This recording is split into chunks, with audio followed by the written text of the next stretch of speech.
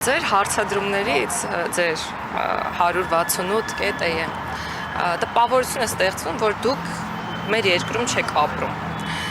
Հարցը, որ տալիս եք, ինչու են միայն ընդդիմության հետ կապված քրեական գործեր հարուցվում, ինքնին հարց առաջացնող է, պարզ չէ պատասխանը, որովհետև ընդդիմությունը համատարած ընտրակաշարք է բաժանում։ Նախ 258 դեպքը, եթե դրանք այդքան են, մեր երկրի համար, կարծում եմ բավարար չափով մեծ թիվ է, որ մենք խոսենք համատարած երևույթի մասին։ Երկրորդ, որ դուք ասում եք, որ տեղից եք վերցնում, որ համատարած է, գալիս ենք իմ առաջին ասածին, դուք այս երկրում եք ապրում։ Այս երկրում եմ ապրում։ Բա որ այս երկրում եք ապրում, պետք է ուզենալ կապել աչքերը այնպես, որ չտեսնել, թե ինչ է կատարվել, ինչ է կատարվել։ Դե հիմա մենք սահմանադրական դատարանում ենք, տեսեք, ընտրողը կարողացել է այդուհանդերձ իր կամքը արտահայտել եւ հաղթահարել այդ համատարած ընտրակաշարքների հետևանքները։ Որովհետեւ կա այն արդյունքը, որը որ այսօր կա ավելի մեծ կշիռ ունեցող աղաղակող հարգելի հարվածություն Էմիլ ֆակտորներ կասեի հարգելի ֆակտորը Էմիլ Լրագրող հիմա քանի որ դուք հարվածություն միկրոֆոնի վրա գրված հարցել է լինել ուղղություն որ հանրությունը անպայման իմանա եւ չեք վիճարկում այդ հարցը հիմա գտնվում է քրեական գործընթացների շրջանակներում եւ պետական ինստիտուտները իրանց գործը այդ առումով անում են հետեւաբար պետական ինստիտուտները շարունակել են այդ առումով իրենց գործը անել եւ կլինի այն արդյունքը որը կլինի դատարանները ինչ կորոշեն ինչը հնարավոր գործընթաց եթե մենք վիճարկած լինենք, արդեն տեսած կլինենք, որ իրենց գործն անում են պետական ինստիտուտները, մասնավորապես մի հարցերի Տիկին Գալյան, իսկ իշխանության կողմից բարբերաբար ընդդիմության հասցեին հնչել, թաթիկներ կատարելու, ջախ ջախելու, այս ինչպես կմեկնաբանեք։ խոսույթ է,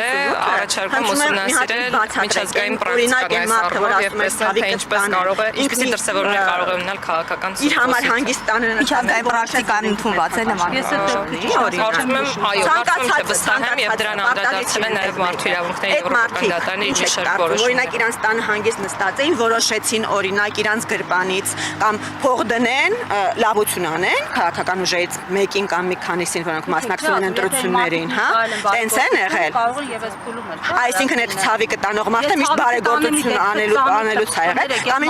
իր կնոջ ոսկեղենը տարել, գրավադրել, փողով տարել մարդկանց լավությունա որոշել անի։ Թե այդուհանդերձ իրան ինչ-որ մեկը փող ա տվել։ Ո՞վ է այդ ինչ-որ մեկը։ Այդ փողին ինչ-որ մեկը փող տվել ա։ Եթե քաղաքացիական պայմանագրի տարբեր ներկայացուցիչների հեռախոսազանգեր լսեին, ըստ ինչեր կլսեին։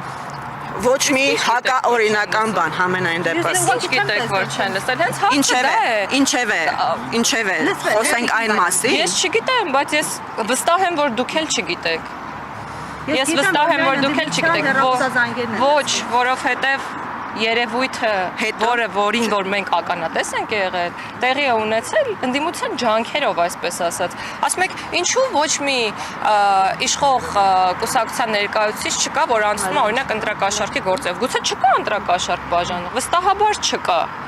Թե չէ կլիներ, որովհետև այս իշխանության օրոք գործող պաշտոն զբաղեցնող անձինք զրկվել են իրենց պաշտոնից ու տեղափոխվել են քրեակատարողական հիմնարկ պատիժ կրելու կամ կալանավորվել են։ Այսինքն սա այն իշխանությունն է, որ չի խղճում ոչ մեկին, այդ թվում եւ սեփական թիմի ներկայացուցիչներին։ Ինչի մասին է խոսքը։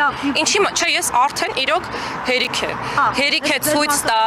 է ցույց տալ, որ մենք ապրում ենք այլ իրականությունում։ Սա է մեր իրականությունը։ Սա մի իրականություն է, որտեղ ընդդիմությունը բաժանել է կաշառք, դրա վերաբերյալ կան բազմաթիվ պնդումներ, քրեական գործեր, կհաստատվեն դեպքերը, թե ոչ կերևա դատարանում եւ Տիկին Ջուլհակյանը հենց դա նկատի ուներ, որ մեր երկրում աշխատում են, գործում են ինստիտուտներ եւ մենք կտեսնենք, թե ինչպիսին կլինի հետևանքը։